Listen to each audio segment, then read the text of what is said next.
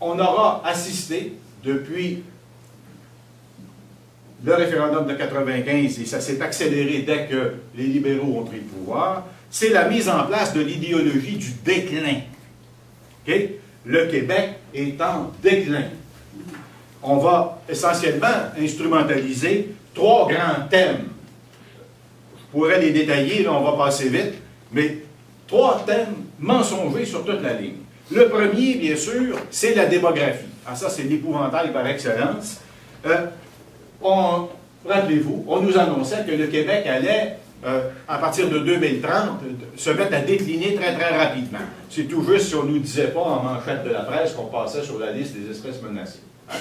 Ça y était, il n'y avait plus rien à faire. En juillet, en plein été, l'Institut de la statistique est obligé de reviser ses scénarios parce que c'est pas vrai.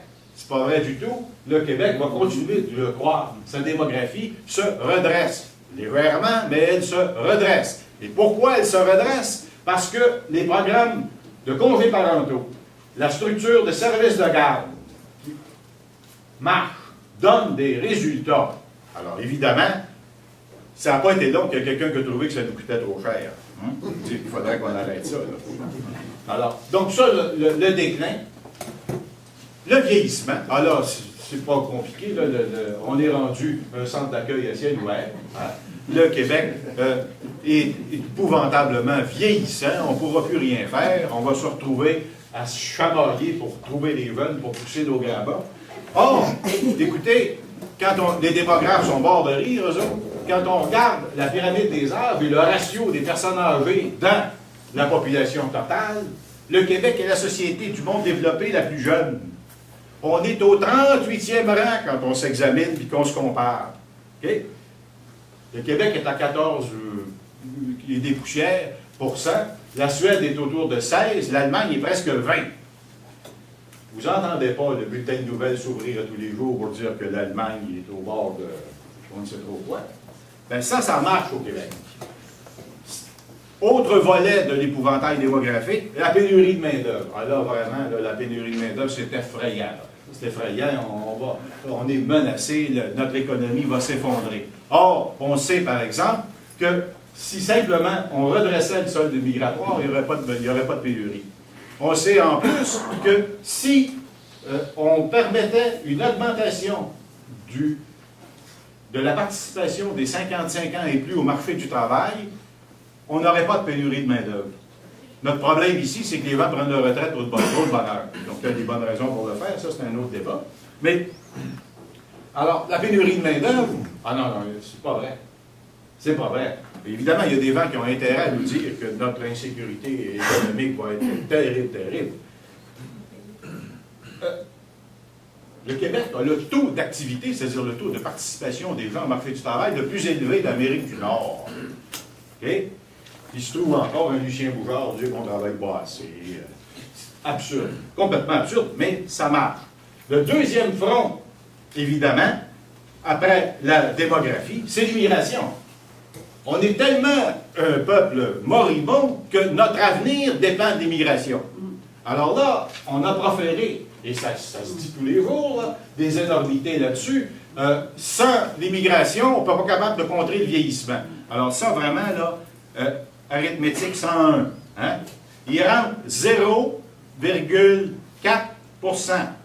Hein? C'est-à-dire 0,04% de population par année en immigration. Ça changerait la structure de la pyramide des âges de 99% de la population.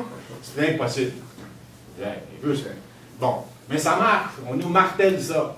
Okay? Mais en même temps, ça montre bien que ce que ça dit, c'est que la majorité n'est plus le moteur de son propre développement. C'est une aberration. Mais les politiciens discutent de ça. C'est fou, hein? Mais c'est un thème qui est absolument répandu. Deuxième grand front de l'idéologie du déclin, les finances publiques. Évidemment, l'épouvantail démographique nourrit celui-là. Sur les finances publiques, là, la dette est effrayante. On a réussi tellement à brouiller les pistes que même les économistes ne se démêlent plus. Les débats de méthode sont devenus des débats de société. Alors que si on utilise les méthodes les plus conventionnelles, on est à peu près dans les bonnes moyennes de l'OCDE pour ce qui est de la dette. Mais encore une fois, là, c'est amusant, parce que l'état des finances publiques, on compte la dette du fédéral, notre part de la dette du fédéral. Personne compte la part d'actifs, de contrepartie du fédéral, par ailleurs. Non, non. Nous, on a juste des dettes. Hein? On n'a pas d'actifs, il n'y a rien qui nous appartient dans le patrimoine du fédéral. Et, bien sûr, cette situation-là, ça débouche sur le procès des services publics, parce que là, on se paye du luxe. On n'a pas d'argent. On n'a pas d'argent, puis on vit au-dessus de nos moyens. Et là, ça justifie toutes les mesures les plus régressives, la taxe santé en est une, mais sur le plan de l'utilisation du néolibéralisme pour casser l'État du Québec, ce qui est absolument remarquable, c'est que le débat sur les finances publiques se fait seulement sur les finances du Québec. Autrement dit, le débat se fait sur les moyens que le Canada nous laisse. On ne discute pas du fait que nous envoyons 50 milliards par année de nos impôts à Ottawa et que les priorités budgétaires de celles établies là-bas n'ont pas de lien avec les nôtres. C'est une aberration. Et là, les politiques sont coupables, on y reviendra, c'est absolument majeur. Pendant que Stephen Harper est au pouvoir, les dépenses militaires ont augmenté de 50 OK? L'été dernier, en plein mois de juillet, on a annoncé un contrat pour acheter des avions, en plus sans appel d'offres pour favoriser les copains, 17 milliards. Il y a combien de places en garderie pour 17 milliards? Il y a combien de services de première ligne pour 17 milliards? Le débat sur les finances publiques du Québec ne se fait que sur le dos des Québécois tout le temps.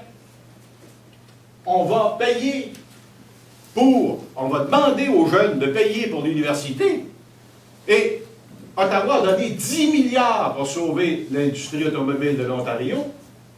Ici, 200 millions, là-dessus, il y en avait à moitié, c'était de l'argent recyclé pour l'industrie forestière.